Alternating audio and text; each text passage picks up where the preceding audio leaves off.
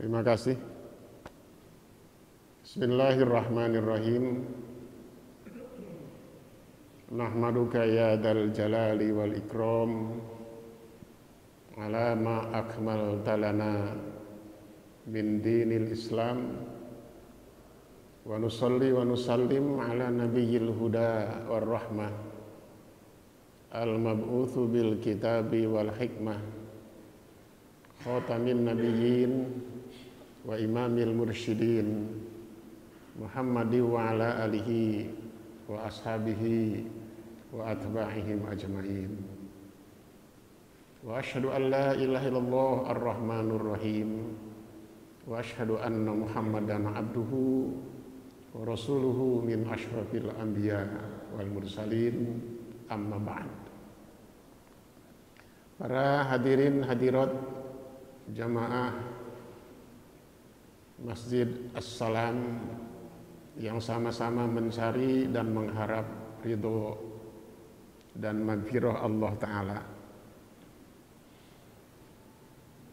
Tentunya yang paling pertama adalah kita bersyukur kehadirat Allah Azza wa Jalla dengan mengucap Alhamdulillah atas nikmat-nikmatnya yang terlimpah kepada kita hingga saat ini. Khususnya nikmat sehat walafiat, nikmat waktu, kesempatan dan panjang umur, terutama nikmat iman yang tetap kokoh bersemayam dalam kalbu kita, sehingga subuh ini, pagi ini walaupun hujan turun, kita tetap masih bisa hadir ke rumah Allah yang suci dan mulia ini untuk menunaikan perintahnya, menjalankan sholat subuh berjamaah dan melanjutkannya dengan acara rutin kita taklim di setiap subuh ini. Para jemaah, kali ini kita akan melanjutkan pembahasan hadis tentang waliullah yang sudah kita bahas pada bulan yang lalu, bahwa wali Allah itu adalah alladzina amanu wa kanu yattaqun, orang-orang yang beriman dan bertakwa. Sehingga kata Al-Hafidz Ibnu Katsir, wa kullu man kana taqiyan bahwa indallahi waliyan, maka setiap orang yang bertakwa itu adalah wali Allah. Sehingga kita juga insya Allah mudah-mudahan akan tergolong di antara wali-wali Allah itu. Nah, selanjutnya bagian kedua dari hadis yang kita bahas itu adalah wa ma taqarraba ilayya 'abdi bi syai'in ahabba ilayya mimma taradtuhu alaihi. Artinya, dan tidaklah hambaku mendekatkan diri kepadaku dengan amalan-amalan yang aku cintai, atau dengan amalan yang paling aku cintai, yaitu dari amalan-amalan yang aku wajibkan kepadanya. Nah, para jemaah, penggalan kedua dari hadis ini menegaskan kepada kita tentang keutamaan amalan-amalan wajib atau ibadah-ibadah wajib dibandingkan dengan ibadah-ibadah sunnah itu. Nah, amalan fardu ini, para jemaah, atau amalan wajib ini adalah perkara yang ditetapkan berdasarkan dalil yang qat'i tsubut wad dilalah, yakni nasnya jelas dan makna kandungannya juga tegas, juga definitif.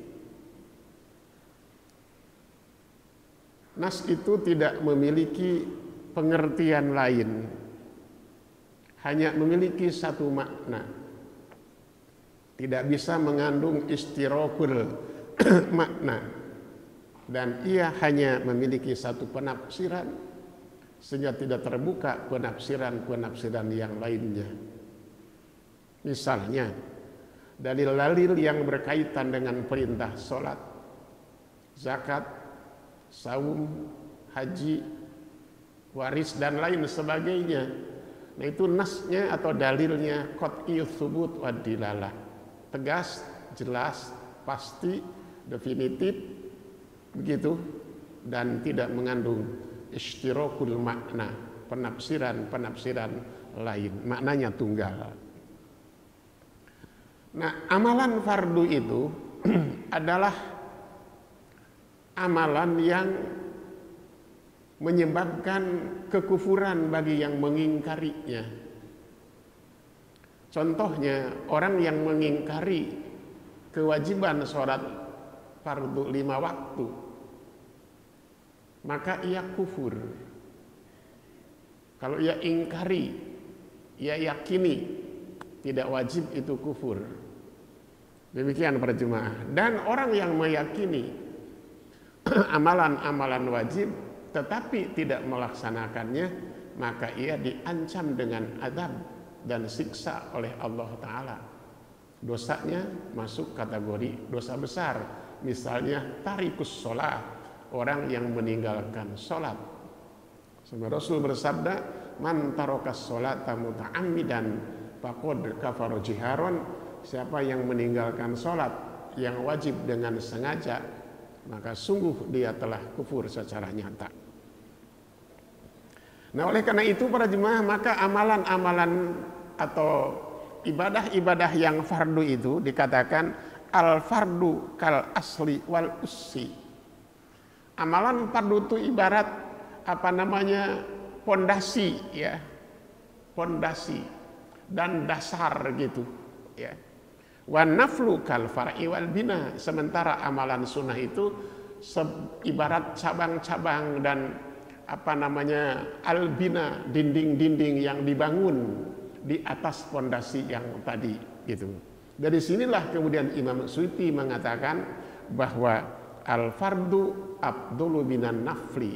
Amalan fardu itu lebih afdol, lebih utama dari amalan-amalan sunnah.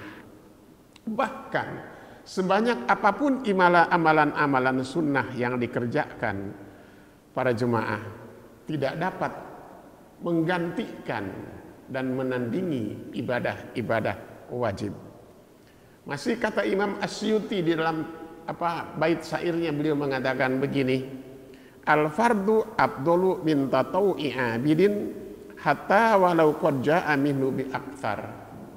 Artinya amalan fardu itu lebih utama daripada amalan sunnah yang dikerjakan oleh seorang hamba, walaupun ia mengerjakan amalan sunnah itu banyak sekali jumlahnya, tapi dia tidak bisa menandingi amalan-amalan wajib itu. Nah, demikian para jemaah.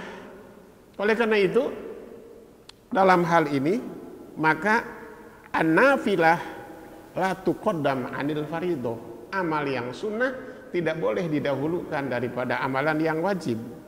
Li'anna nafilata innama summiyatin nafilah li'annaha ta'ti zaidah alal faraid. Karena amalan sunnah itu adalah tambahan, sehingga dia tidak boleh didahulukan daripada amalan-amalan yang wajib. Dan oleh karena itu, man syaghalahul fardu anin nafli fa huwa ma'dzur. Siapa yang menyibukkan dirinya dengan melakukan amalan-amalan fardu itu dimaafkan. Wa man syaghalahu an-naflu 'alal fardi fa huwa maghrur. Dan siapa saja yang disibukkan oleh amalan-amalan sunnah dan abai terhadap amalan yang fardu, ia sungguh telah termagrur, tertipu. Itu para jemaah, ya, terkecoh. Ia terkecoh oleh setan.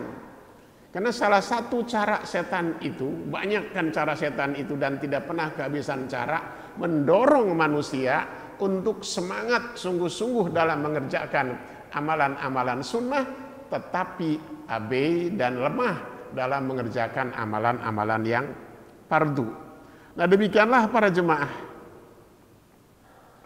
Baik para hadirin, maka dari situ dapat kita katakan bahwa sholat 5 waktu lebih dicintai oleh Allah Ta'ala daripada sholat-sholat sunnah. puasa bulan Ramadan lebih dicintai oleh Allah Ta'ala daripada puasa-puasa sunnah. Itu. Demikian juga dengan amalan-amalan yang lainnya. Intinya adalah amalan fardu ahabbu ilallah minan nawafil, lebih dicintai dan lebih disukai oleh Allah Ta'ala daripada amalan-amalan sunnah. Para hadirin, nah kaidah ini memberikan penegasan kepada kita bahwa kita harus mampu membuat semacam aulawiyah, prioritas. Mana yang harus diprioritaskan, mana yang harus diutamakan, melakukan yang penting dari yang penting, mana yang paling penting dari yang penting. Contohnya begini para jemaah, tentang utang puasa bulan Ramadan yang sebentar lagi contohnya akan kita hadapi. Seseorang yang puasa di bulan Ramadan kemudian punya utang, katakan 5 hari dia punya utang Ramadan, iya kan? Lalu masuk bulan Syawal. Nah, selesai Ramadan masuk bulan Syawal. Di bulan Syawal itu ada puasa 6 hari. Mana yang harus didahulukan? Puasa 6 hari dulu atau mengkodok dulu yang 5 hari?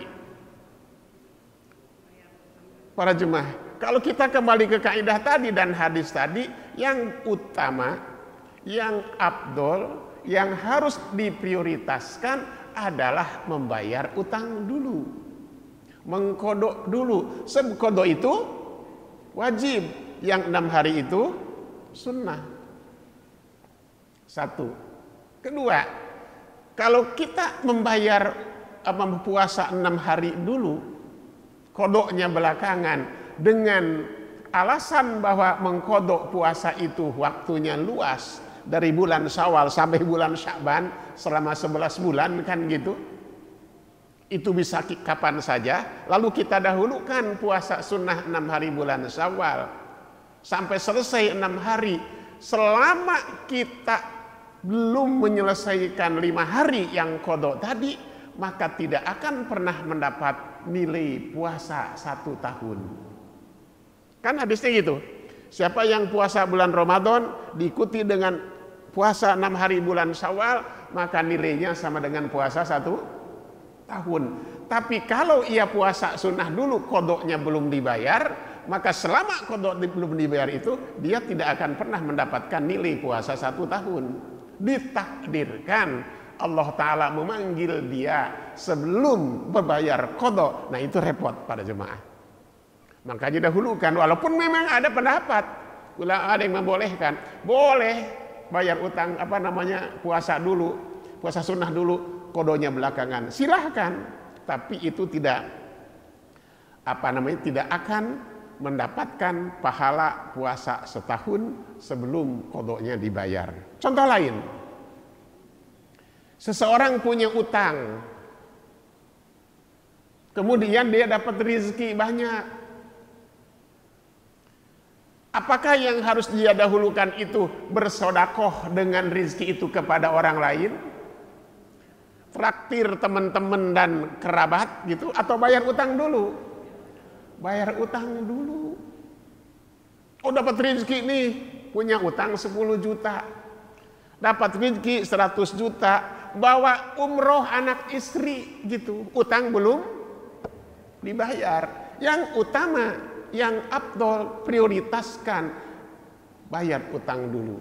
Jadi sabda firman Allah dalam hadis ini juga mengajarkan kepada kita tentang fiqhul aulawi, tentang fikih prioritas. Harus paham dan harus mengerti. Orang yang paham fikih prioritas akan dapat keutamaan, dan orang yang tidak paham fikih prioritas tidak akan mendapatkan keutamaan, karena dia boleh jadi mengerjakan yang tidak utama, yang standar saja, dan mengabaikan amal-amal yang utama. Nah, para jemaah,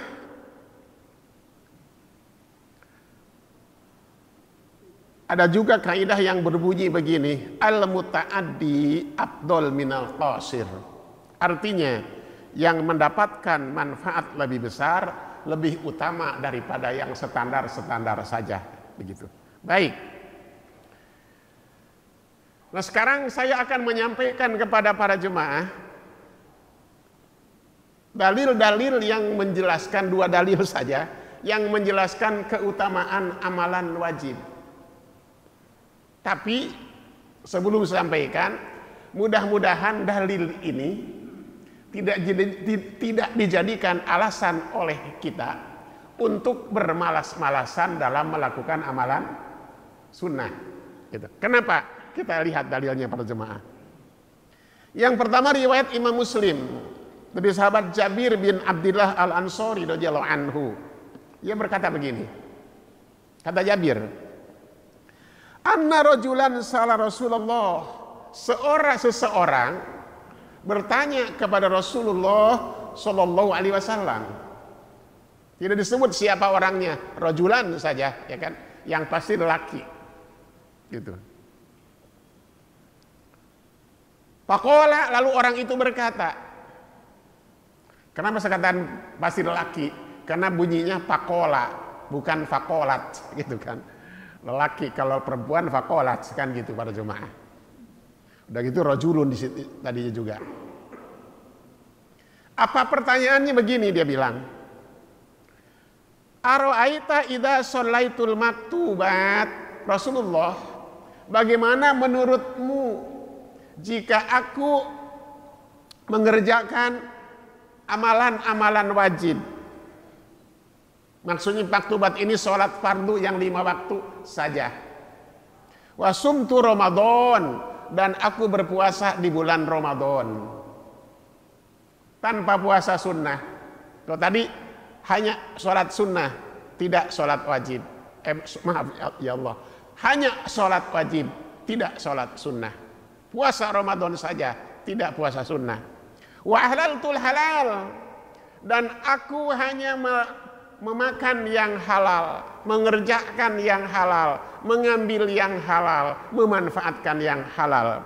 Wa haramtul haram, dan aku haramkan yang haram. Ku tinggalkan yang haram, ku jauhi yang haram. Aku tidak berani dekat-dekat dengan yang haram.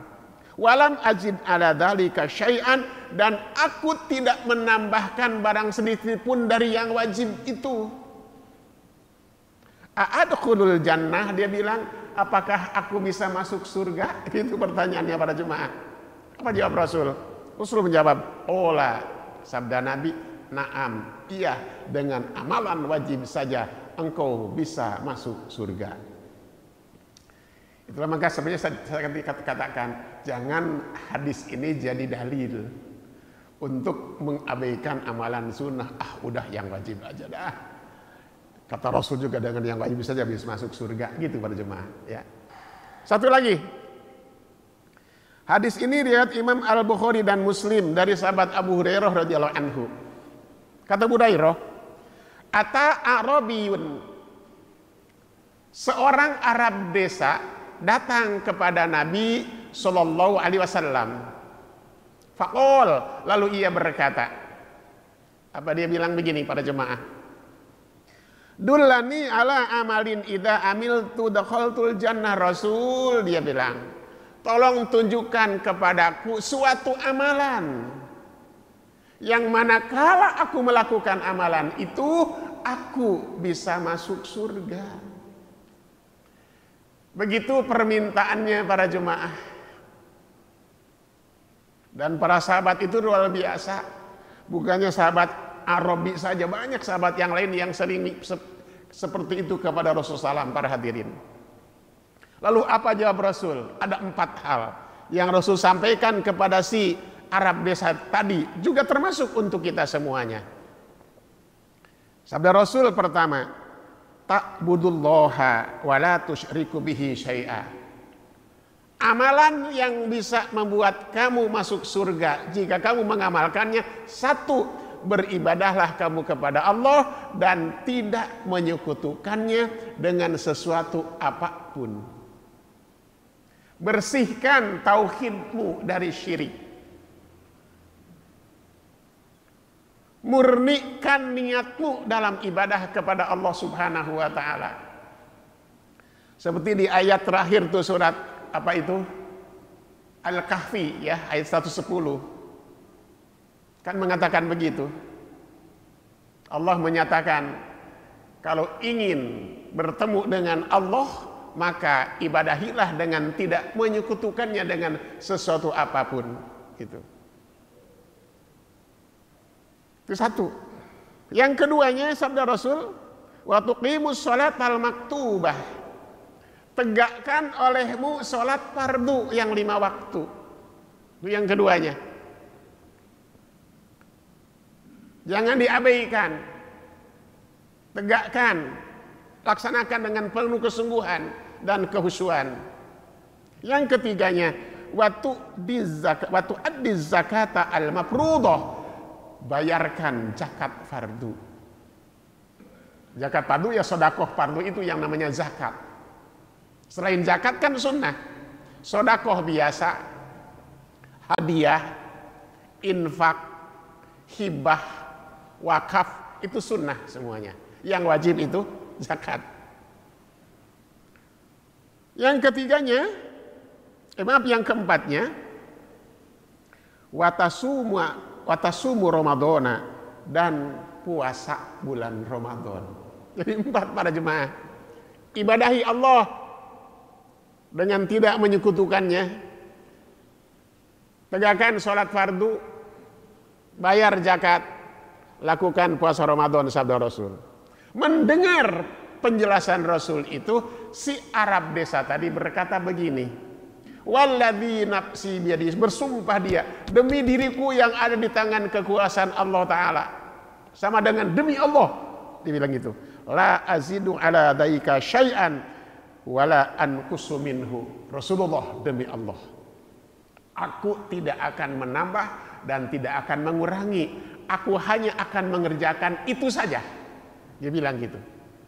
Puas dia dengan jawaban Rasul para jemaah, lalu pulang. Kata hadis ini, falamma walla, ketika dia pulang, membalikan badan, pergi para jemaah, apa sabda Rasul? Qala Nabi sallam, Rasulullah bersabda kepada para sahabat.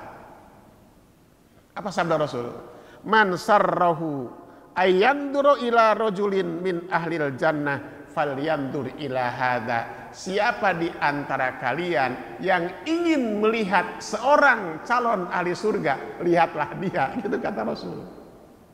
Enak banget ya, masuk surga cuman itu aja 4 perkara lu para jemaah, yang wajib saja.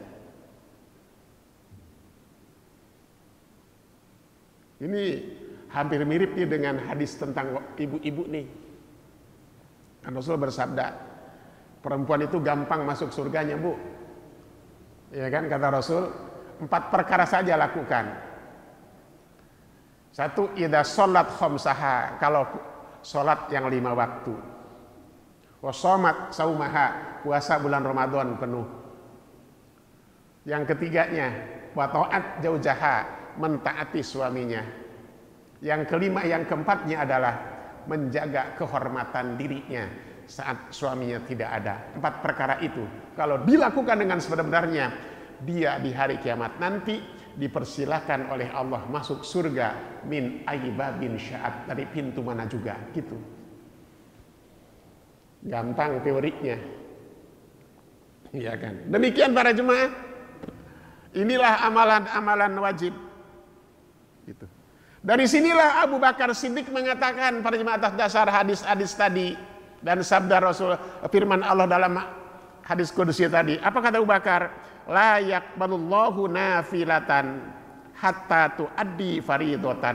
Allah tidak akan menerima amal-amal sunnah sehingga ia mengerjakan amalan-amalan wajib. Gitu.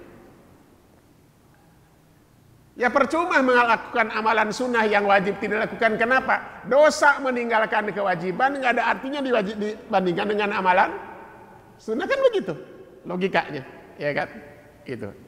Atau Umar bin Khattab berkata begini, ahabul amal ada umaftaradullah, seutama-utama amal yang paling dicintai oleh Allah Ta'ala melakukan apa yang difardukan oleh Allah. Wal wara' amma haramahullah, dan hati-hati terhadap perkara yang diharamkan oleh Allah Azza wa Jalla. Itu kata Umar bin Khattab.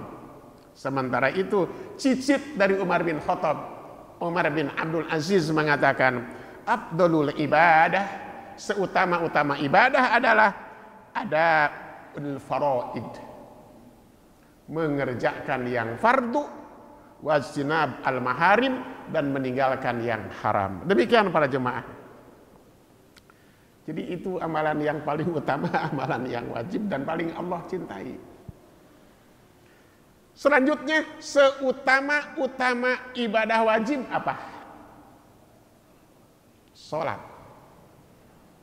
Salat itu induk dan basis dari ibadah hamba kepada Allah Azza wa Jalla. Dengan salat itu seseorang akan sangat dekat dengan Allah. Di surat Al-Alaq ayat terakhir Allah berfirman, wasjud waqtarib, sujudlah kamu dan dekatkan diri kepada Allah Azza wa Jalla.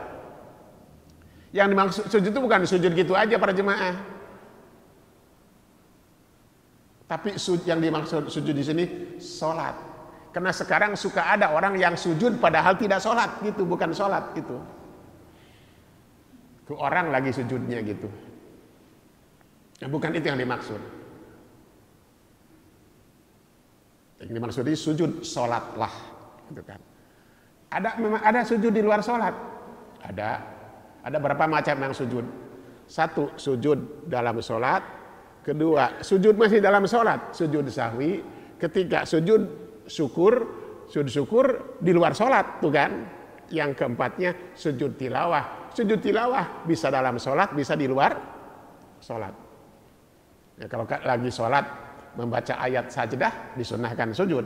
Tidak di luar sholat baca Quran ada ayat sajdah dianjurkan juga sujud. Yang dimaksud sujud di sini adalah perbanyak sholat itu dapat mendekatkan diri seorang hamba kepada Allah Azza wa Jalla. Karena itu dalam hadis Muslim Rasul bersabda, aqrabu ma yakunul abdu mir rabbih wa huwa sajidun, sedekat-dekat seorang hamba dari Robnya Allah Azza wa Jalla saat ia sujud dalam sholat.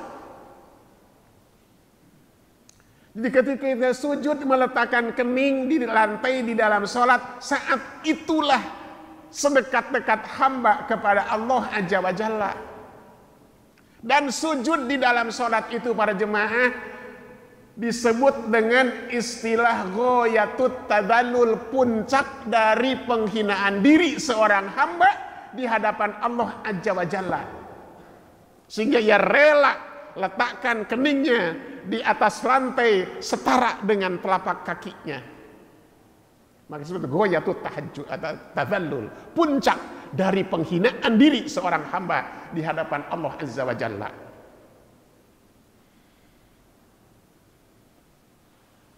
Di hadis lain riwayat Imam Al-Bukhari dan Muslim, Rasulullah bersabda begini, inna ahadakum idza qama fi sholatihi fa innahu yunaji rabbah. Sesungguhnya seseorang ketika ia berdiri di dalam salat, sesungguhnya dia itu sedang bermunajat dengan Rabb-nya.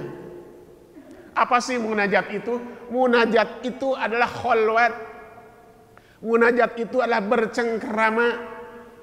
Munajat itu sedang bercurhat dengan Allah. Munajat itu sedang berkomunikasi intensif dengan Allah lewat sholat.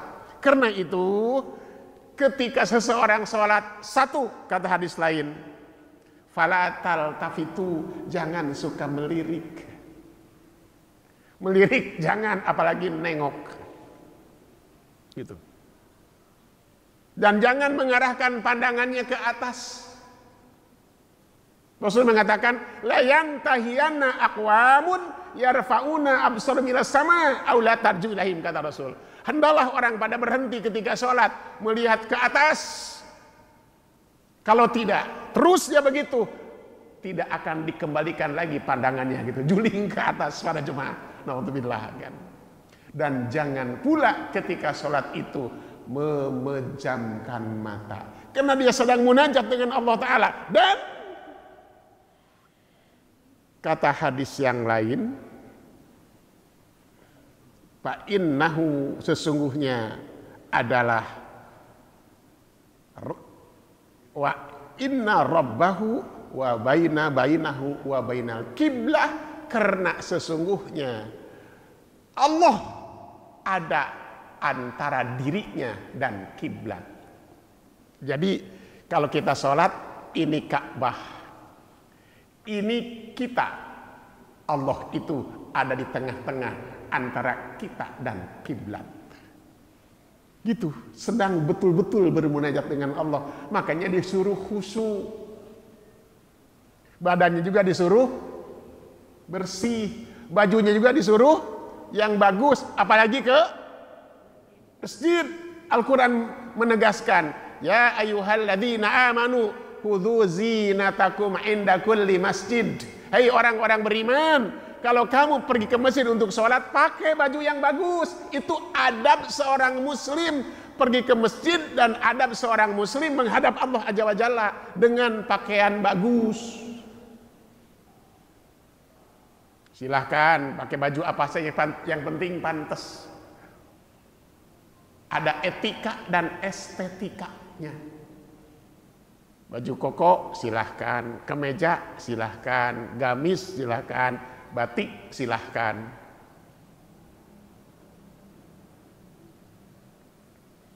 Bahkan ada hadis yang secara eksplisit menyatakan, la yusolliyanna ahadukum wa laisa ala atiki syai'un. Tidak boleh ada seseorang sholat yang di badannya tidak ada apa-apa, telanjang badan, atau sholat pakai kaos singlet, ya kan? Atau ke masjid pakai kaos oblong buat olahraga, di belakangnya ada tulisan atau ada gambar partai. Misalnya gitu para jemaah. Iya, jadi yang baguslah ke masjid, karena akan menghadap Allah Azza wa Jalla gitu. Serius semuanya sholat itu, serius hati, serius pikiran, serius jiwa gitu kan, serius fisik, serius pakaian, serius semuanya, karena kita akan menghadap Allah Azza wa Jalla. Nah, dikatakan juga sholat itu mi'rajnya orang mukmin dengan Allah Subhanahu wa Ta'ala. Demikian para jemaah. Itulah amalan-amalan wajib yang dicintai oleh Allah Subhanahu wa Ta'ala, yang harus kita utamakan, harus kita prioritaskan daripada amalan-amalan sunnah. Itu penggalan kedua dari hadis yang kita bahas. Baik, masuk pada penggalan ketiga para jemaah. Wala yazalu abdi yataqarrabu ilayya bin nawafil hatta uhibbahu. Dan senantiasalah hambaku mendekatkan diri kepadaku dengan amalan-amalan nawafil, amalan-amalan sunnah, hingga aku mencintainya. Nah para jemaah, penggalan ketiga ini juga menegaskan tentang pentingnya amalan sunnah. An-nafilah jamaknya an-nawafil. An-nafilah atau kadang sebut dengan an-naflu, jamaknya an-nawafil. Yang secara harfiah an-nafilah itu disebut dengan az-ziyadah, amal tambahan. Seperti di Quran surat Al-Isra dikatakan tentang tahajud, wa minal laili fatahajjad bihina nafilatan laka, amal tambahan ziyadah bagimu. Nah, itu secara harfiah. Dalam istilah agama, amal nawafil itu amalan tambahan setelah kita menunaikan perkara-perkara wajib. Gitu. Di dalam ibadat seperti sholat, puasa, gitu kan. Ada amalan-amalan sunnahnya para jemaah. Nah, amalan sunnah kalau kita lakukan dengan penuh kesungguhan, Allah akan semakin mencintai kita. Dan amalan sunnah itu dikerjakan setelah mengerjakan amalan wajib. Begitu. Setelah meninggalkan amalan wajib. Kita akan ambil contoh para jemaah. Kita akan ambil contoh. Atau sebelum ke situ lupa tadi saya. Kaidah yang wajib lebih utama dari yang sunnah itu tidak berlaku secara mutlak. Karena ada juga yang sunnah lebih utama daripada yang wajib. Ada dalam bab memberi salam. Itu supaya tidak keliru. Si A mengucap salam, si B menjawab salam. Yang memberi salam hukumnya sunnah, yang jawab hukumnya wajib, dan ini lebih utama daripada yang jawab, gitu para jemaah. Ya, itu dalam bab itu. Ya, gitu. Jadi kata hadis wa khairuhuma alladzi yabda'u bisalam, kata hadis, dan yang paling baik yang lebih dahulu mengucapkan salam. Baik.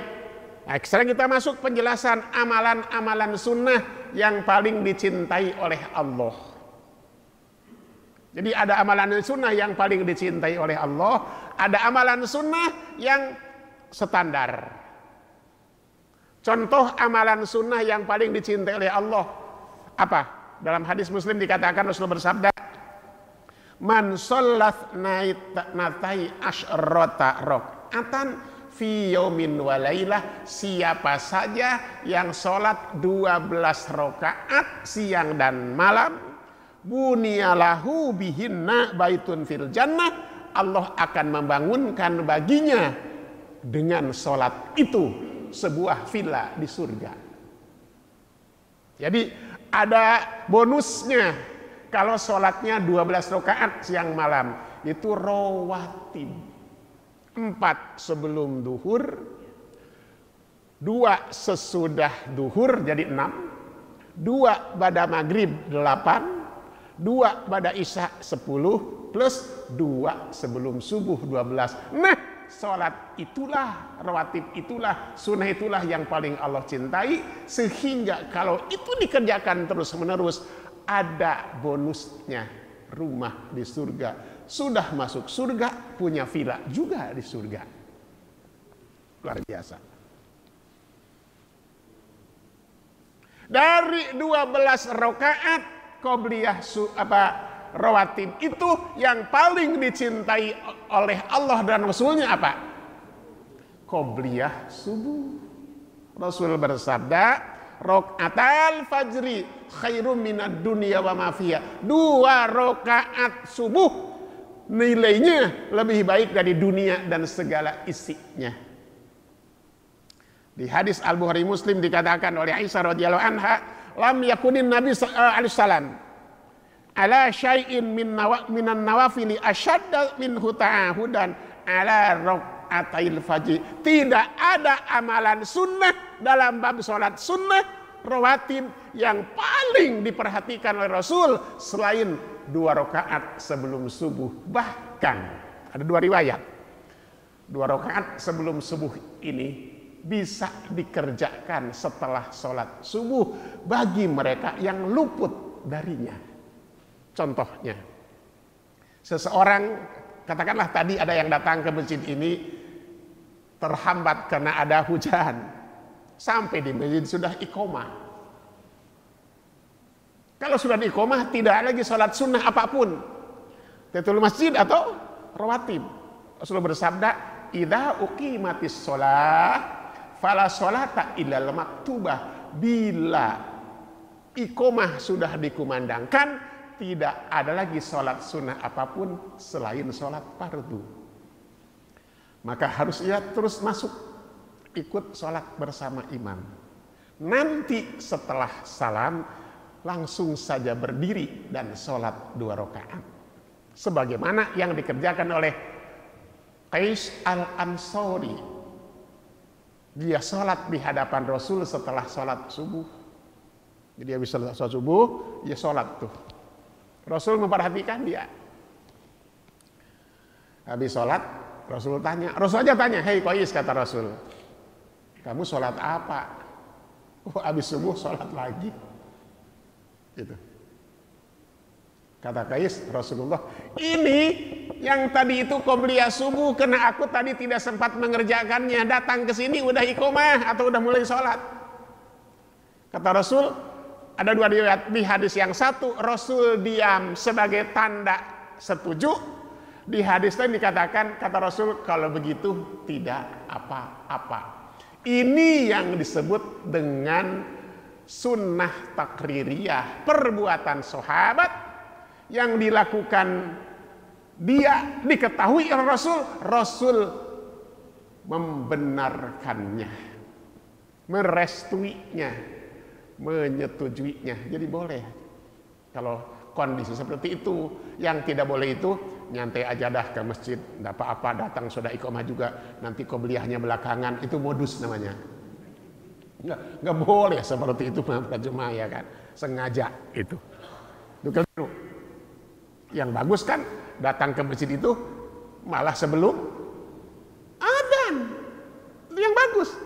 Datang ke masjid sebelum adzan kita sholat, nunggu sholat, habis sholat nunggu sholat. Kan kata Rasulullah, orang yang sholat menunggu sholat, setelah sholat nilainya sama dengan sholat, kan gitu. Ya, itu yang bagus para jemaah. Yang kedua, amalan sunnah yang paling Allah dan Rasul cintai adalah sholat malam, sholat tahajud. Rasul bersabda, al-afdalus sholah badal faridah sholatul lail. Seutama-utama sholat setelah sholat fardu adalah sholat malam. Dan dalam hadis Muslim yang tadi ya, dalam hadis At-Tirmidzi Rasul bersabda, alaikum biqiyamil lail, hendaklah kalian laksanakan salat malam, fainnahu dabus solihin, karena itu kebiasaan orang-orang solih sebelum kalian, wa wa qurbatun ila rabbikum, cara mendekatkan diri kepada Rabb, wa mukaffiratul lisayyi'at, salat malam itu menghapus dosa, wa manhatun anil itsmi, bisa jadi benteng dari perbuatan dosa. Jadi menghapus dosa dan membentengi seseorang daripada berbuat dosa. Itu yang kedua. Yang ketiga, amal sunnah yang paling disukai dan dicintai oleh Allah Azza wa Jalla adalah sholat duha. Dalam hadis Ahmad, hadis Muslim dan sebagainya diceritakan, Rasul bersabda, kata Rasul, sesungguhnya setiap orang itu memiliki 360 persendian, dan dia setiap pagi harus bersedekah untuk 360 persendiannya itu. Kata sahabat Rasul, siapa yang sanggup? Iya, berat juga itu. 360 persendian. Kalau satu sendinya 1000 berapa? 360.000. Lah yang gajinya UMR tekor. Iya kan? Yang bukan UMR juga mikir-mikir. 360.000 sehari. Nah kalau 100.000 sehari, satu sendi udah 3.600.000, habis itu. Habis sehari. Kalau satu sendinya 500 perak, para jemaah, berarti 180.000 sehari. Berat juga. Nah kalau kurang dari 500 sehari, para jemaah, tukang parkir abang Pak Ogah juga kagak mau. Kurang 500 ya. Minimal kan 500 tuh Pak Ogah di jalan.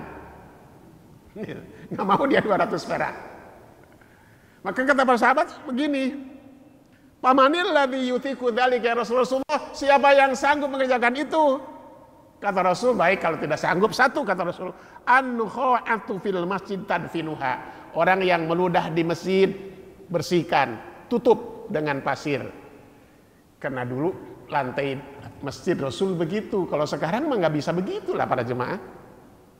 Lantainya keramik, granit, atau lantainya karpet, nggak bisa main ludah gitu aja, ya kan? Atau kata Rasul, awis syai'u tunahihi anitori, atau kalau tidak yang itu, ada gangguan-gangguan di jalan, batu, kayu, paku, singkirkan supaya orang pemakai jalan itu nyaman. Atau kalau kau tidak bisa lakukan itu kata Rasulullah SAW. Fa illam takdir farokatad duha tujzi'u anka. Kalau itu semua tidak kau lakukan, cukup 2 rakaat sholat duha, setara dengan berinfak untuk 360 persendian. Seberapapun harga satu sendi itu yang kita infakkan, itu sholat duha. Yang keempatnya apa? Puasa. Puasa 6 hari bulan Syawal yang disebut tadi, kalau kita lakukan setelah Ramadan, nilainya sama dengan puasa 1 tahun. Puasa Asyura dan Arafah, Rasul bersabda dalam hadis Muslim, Abu Dawud dan Ahmad dikatakan, Syamu Arafah inni atasibu Allah ayyukafirus sanatal lati qablah was sanatal lati ba'dah. Puasa 9 Dzulhijjah itu aku berharap agar dapat menghapus dosa setahun yang lalu dan setahun yang akan datang. Wa syamu yaumi Asyura, dan puasa tanggal 10 bulan Muharram, ini ahtasibu Allah ayyukafirus sanatal lati qablah, dapat menghapus dosa setahun yang lalu. Dan yang berikutnya, yang itu puasa 3 hari di pertengahan bulan. Puasa di Ayyamil Bid, dalam beberapa hadis dikatakan, Imam Al-Bukhari menyebutkan dari Abu Hurairah supaya itu tidak ditinggalkan sepanjang hayat, dan Abu Daud juga Nasai meriwayatkan, siapa yang puasa setiap bulan di pertengahan bulan, yakni 13, 14, 15 terus dia lakukan, maka nilainya sama dengan puasa sepanjang tahun. Demikian para jemaah. Itu amal yang paling Allah cintai, yang sunnah. Yang terakhir, amal sunnah yang paling Allah cintai, sodakoh.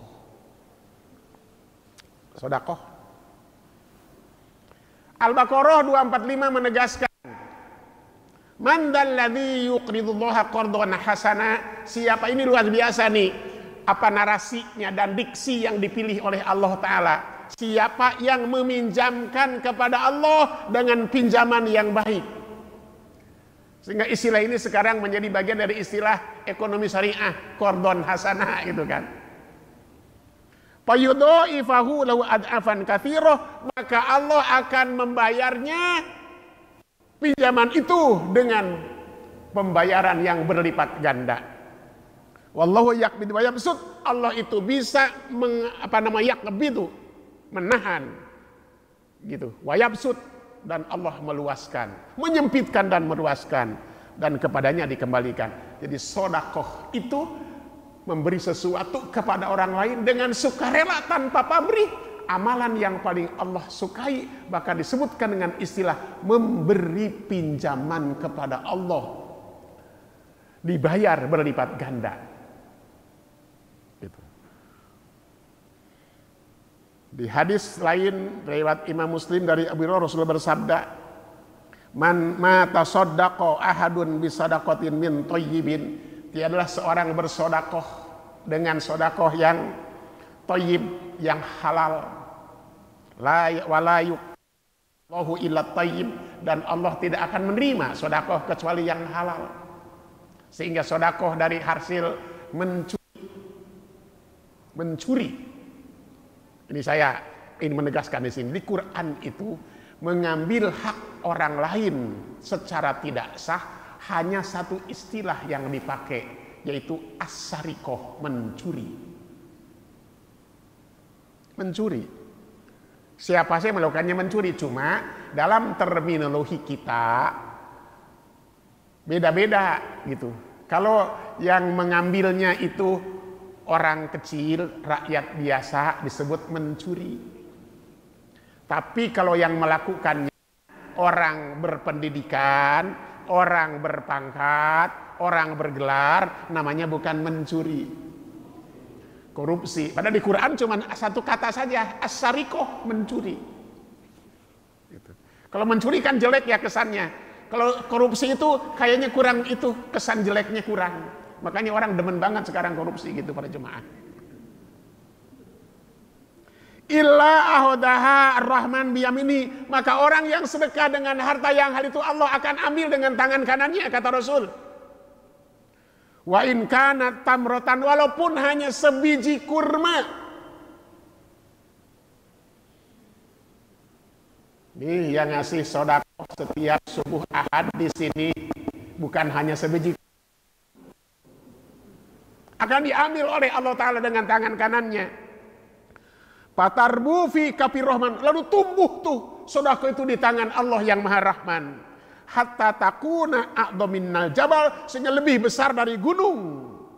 Kama yurabbi ahadukum fasilahu, seperti seorang yang memelihara unta atau kambingnya yang dari mulai beranak terus dipelihara sampai besar.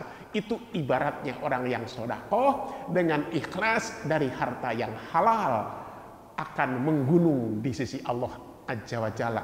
Saking Allah suka dengan sedekah hamba itu. Itu amalan sunnah. Banyak banget amalan sunnah. Bahkan sesungguhnya amalan sunnah jauh lebih banyak daripada amalan-amalan yang wajib.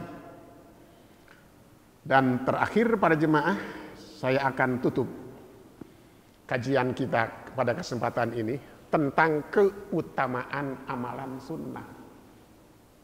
Hati-hati jangan diabaikan. Karena di akhirat nanti kita baru akan merasa bahagia atau merasa berugi. Hadis riwayat Imam At-Tirmidzi yang kedudukan hadis ini hasan, dari Abu Hurairah radhiyallahu anhu, Rasul bersabda begini. Sabda Rasulullah, ini sudah sangat populer hadisnya ya. Inna awwala ma yuhasabu bihil abdu yaumal qiyamah. Sesungguhnya amalan pertama yang akan dihisab oleh Allah Ta'ala di hari kiamat dari seorang hamba adalah sholatuhu, sholatnya. Sholat kita yang dimaksud sholat fardu yang 5 waktu. Fa'in sholahat faqad aflaha wa anjah. Kalau sholatnya sempurna, setelah diperiksa itu nilainya sempurna, apalagi memuaskan, A++ gitu misalnya kalau ada para jemaah ya kan, ia beruntung dan sukses. Wa in fasadat faqad khaba khasira. Tapi kalau sholat yang 5 waktunya rusak, ia sungguh rugi. Khaba wa khasira, rugi, celaka para jemaah. Fa inin taqasa min faridati syai'un. Nah, kalau ada sholat fardunya itu kurang sholat fardunya, kurang husuknya, kurang bagusnya, termasuk kurang tidak dikerjakan gitu. Kata malaikat, ya Allah, kurang sholat fardunya. Di riwayat ini katakan kalau sudah di hisab sholatnya itu dan sempurna, kata Allah pada malaikat, tetapkan sebagai amal yang sempurna. Tapi fa inin taqasa min faridati syai'un, kalau ada kekurangan dalam sholat fardunya, Allah berfirman kepada malaikat, kata Allah, unduru hal li 'abdi min tatawu'in. Hei malaikat, coba cari nih, cari telisik tuh, ada enggak hambaku yang kurang amal wajibnya itu, dia pernah melakukan amal-amal yang sunnah. Payukammalu minha man taqasa minal faridah, maka amalan-amalan sunnah itu, amalan-amalan wajib yang kurang itu disempurnakan oleh amalan-amalan sunnah. Jadi sholat wajib kita yang kurang akan disempurnakan dengan amalan sunnah. Apakah hanya sholat wajib? Tidak, kata hadis ini. Tsumma takunu sairu a'malihi ala hada. Seluruh amal-amal wajib diperlakukan seperti itu, dan seluruh amalan sunnah akan menyempurnakan amalan-amalan wajib yang kurang sesuai dengan jenis-jenis daripada amalan-amalan itu. Karena itu jangan sekali-kali mengabaikan amalan sunnah. Apalagi itu sunnahnya yang sunnah mu'akkadah. Karena definisi sunnah mu'akkadah itu dikerjakan berpahala, ditinggalkan tidak tetapi tercela. Tapi jika seseorang terus menerus meninggalkan amalan sunnah tanpa alasan apapun, ia sehat, ia seger, ia bugar, waktunya juga luang, tapi yang sunnah ditinggalkan terus-menerus tanpa alasan sama sekali. Sementara ulama ada yang mengatakan dia sudah masuk dalam wilayah dosa kecil. Demikian para jemaah. Itulah dua penggalan hadis qudsi yang kita bahas. Masih ada dua penggalan lagi, mudah-mudahan kita dapat terakhir ini ya, sebelum Ramadan kali. Iya, karena bulan depan sudah Ramadan, kita pekan keempatnya. Kalau nggak salah seperti itu. Mudah-mudahan yang kita kaji pada kesempatan ini ada guna dan manfaatnya untuk saya dan untuk jamaah. Kurang lebihnya mohon dimaafkan. Aku qouli hadza. Wassalamualaikum warahmatullahi wabarakatuh.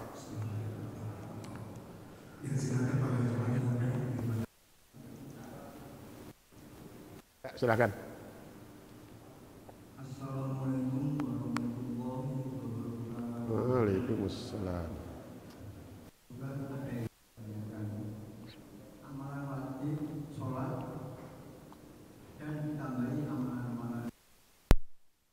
Tapi adakah waktu-waktu yang diharamkan kita melaksanakan sholat sunnah itu?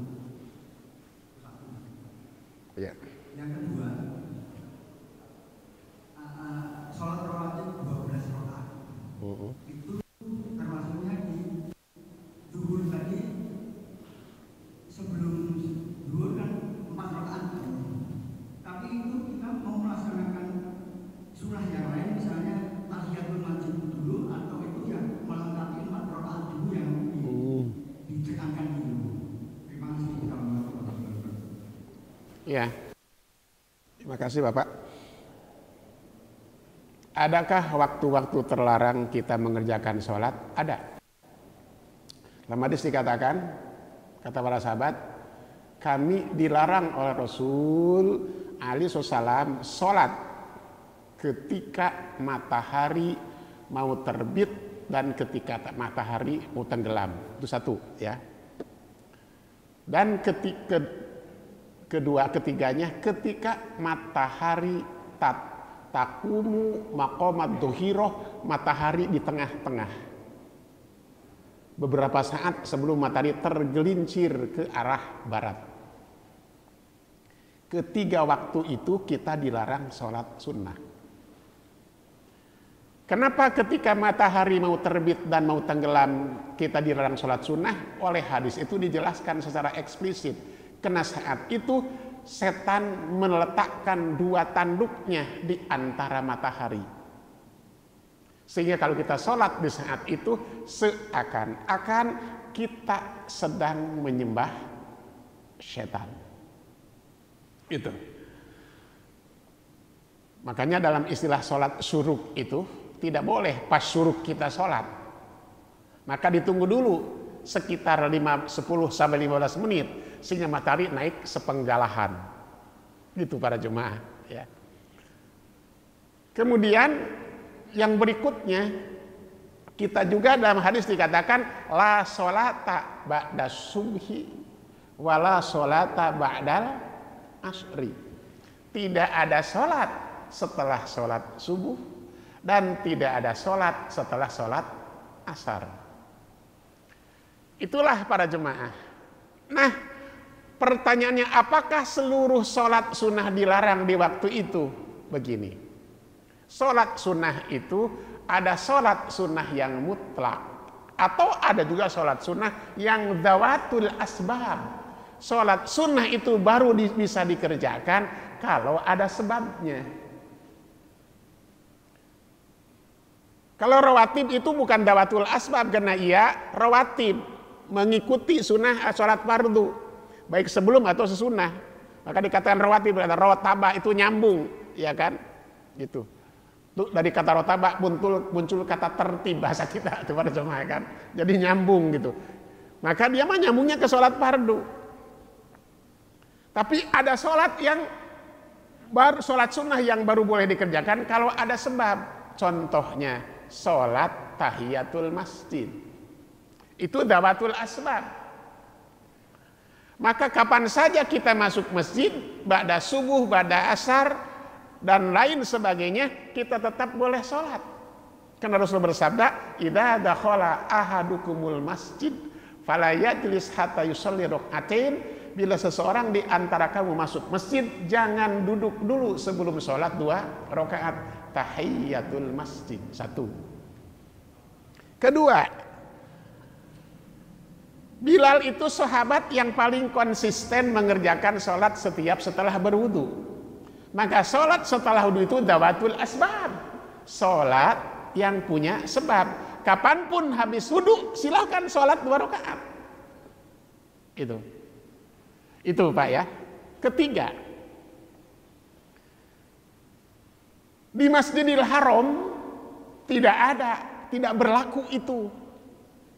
Karena hadis mengatakan, ya bani Abdi Manaf la tamna'u ahadan sholabil baiti bi aisyatin. Hei bani Abdi Manaf, kata Rasul, jangan kau larang siapapun sholat di Masjidil Haram kapanpun, walaupun di waktu yang terlarang tadi. Matahari di tengah-tengah, matahari mau tenggelam, mau terbit, di situ tidak berlaku. Karena jangan melarang orang sholat di Masjidil Haram di waktu manapun juga, gitu ya. Nah itu yang dawatul asbab, para jemaah, boleh walaupun termasuk di dalamnya mensolatkan jenazah yang akan dikuburkan setelah sholat asar. Kenapa? Itu sholat yang dawatul asbab, yang ada sebab-sebabnya. Kalau kita ingin sholat tahiyatul masjid, masuk pertanyaan kedua, dan sholat rawatib, mana yang didahulukan? Ya tahiyatul masjid dulu, baru sholat rawatib. Gitu. Biasanya tadi duhur ya kan, rawatib dulu, baru duhur. Tahiyatul masjid dulu, baru rawatib. Kalau gini gimana Ustaz? Saya datang ke masjid subuh, waktunya tinggal 4 menit, 5 menit. Nggak mungkin qobliyah subuh sama tahiyatul masjid. Gimana? Dalam kaidah fikih dikatakan, bila mana ada 2 amalan yang satu jenis bertemu, maka boleh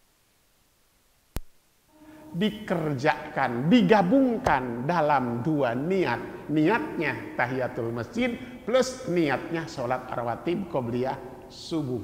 Boleh, makanya cukup 2 rakaat itu saja. Demikian para jemaah. Tapi kalau tidak satu jenis, tidak boleh menggabungkan sholat rawatib qobliyah subuh dengan sholat subuhnya. Itu kagak boleh. Iya, datangnya udah iqomah, niatnya tahiyatul masjid, niatnya rawatib qobliyah subuh, niatnya sholat subuh, itu mengabur. Nggak boleh, karena tidak satu jenis. Kayak puasa aja gitu para jemaah. Yang tadi puasa qadha tidak boleh digabungkan dengan puasa 6 hari bulan Syawal, karena tidak sejenis. Walaupun sama-sama puasa, hukumnya beda. Tapi puasa Senin Kemis bisa digabung dengan puasa 6 hari, bahkan bisa digabung dengan puasa 3 hari. 3 hari. Misalnya kalau nanti pas bulan Syawal itu, hari Seninnya puasa, pas tanggal 13, pas kita Syawal 3 tuh bisa itu ya. Nah, jadi seperti itu Bapak ya, mengerjakan yang sunnah begitu. Terima kasih.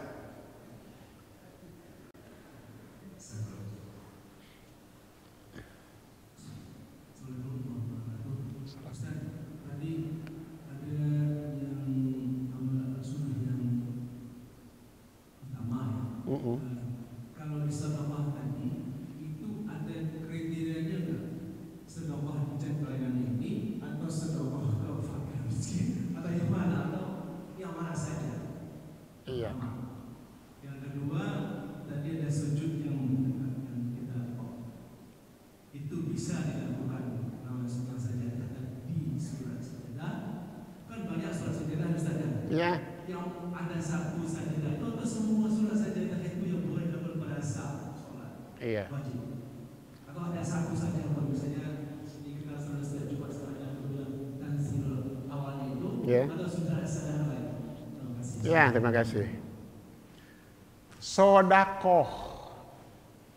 Sodakoh yang mana? Ya sodakoh. Sodakoh itu memberikan sesuatu kepada orang lain dengan sukarela, tanpa pamrih dan tanpa interest.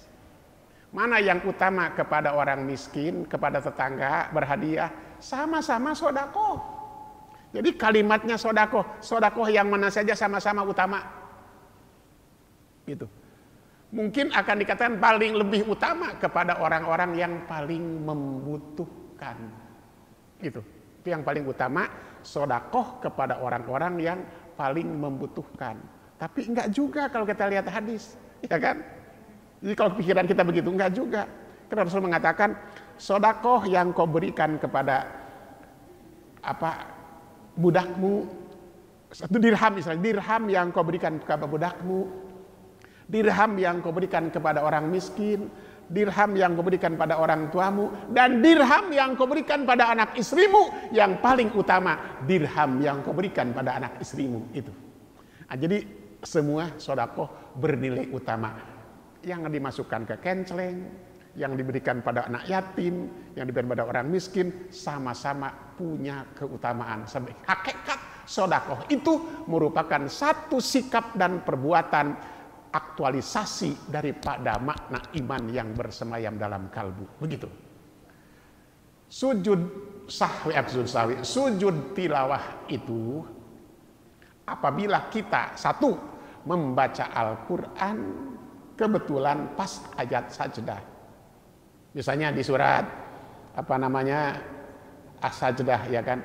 Innama yu'minu bi ayatina alladzina idza dzukiru biha kharru sujada wa sabbahu bihamdi rabbihim wa hum la yastaghfirun. Ini sujud kita. Itu sujud tilawah. Atau di luar di dalam salat. Biasakan misalnya imam ini di sini kalau Jumat bacalah ayat sajdah atau surat yang lainnya, sujud tilawah. Itu kebiasaan Rasulullah SAW, ya kan? Itu di dalam sholat dan di luar sholat, membaca salah satu ayat sajdah dari 15 ayat sajdah yang ada dalam Al-Quran. Gitu, ya.